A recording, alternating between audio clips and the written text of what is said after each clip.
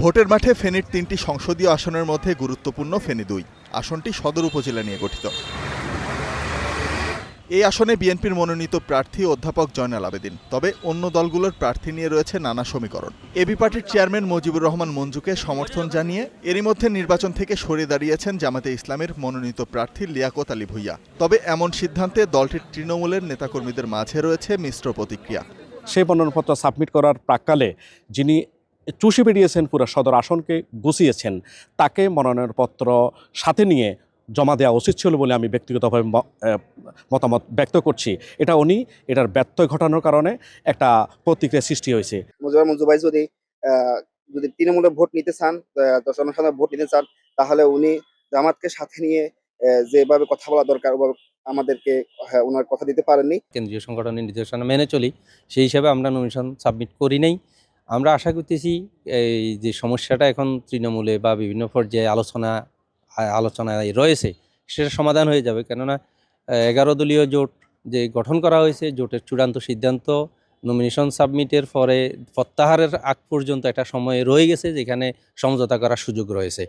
জামাত নেতৃত্বাধীন জোটের অন্যতম শরিক ইসলামী আন্দোলনের প্রার্থী জানিয়েছেন, এবি পার্টির মঞ্জুকে জামাত এককভাবে সমর্থন দিয়েছে। তবে নিজ দল থেকে এখনো কোনো নির্দেশনা পাননি। যতক্ষণ পর্যন্ত আমরা কোনো ডিক্লেয়ারশিপ আমরা পাচ্ছি না যে অমুক দল এখানে প্রার্থী, তোমরা সবাই তার পক্ষে কাজ করো, ততক্ষণ পর্যন্ত প্রত্যেকটি দলের নেতাকর্মীদের মধ্যে একটা আলাপ আলোচনা থাকা স্বাভাবিক, ক্রেস্টাস থাকা স্বাভাবিক, যে কেউ কাউকে চাইতেই পারে, কেউ কারো ব্যাপারে আশা পোষণ করতেই পারে।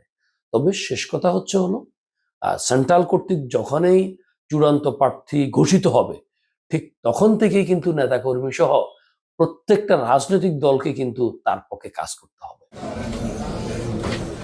স্থানীয়রা বলছেন, বিএনপির দুর্গ হিসেবে পরিচিত এই আসনে এবি পার্টির মঞ্জুকে জামাতের তৃণমূল সমর্থন না দিলে তার জেতা অত্যন্ত কঠিন। তবে এই ব্যাপারে আশাবাদী মুজিবুর রহমান মঞ্জু।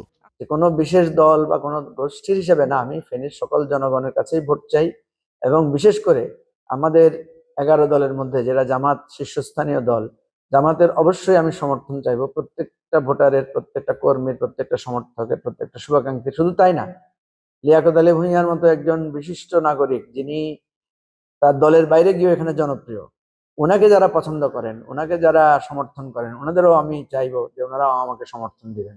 ফেনী 2 আসনে ভোটার সংখ্যা 4,32,663 জন। Desk report, star news.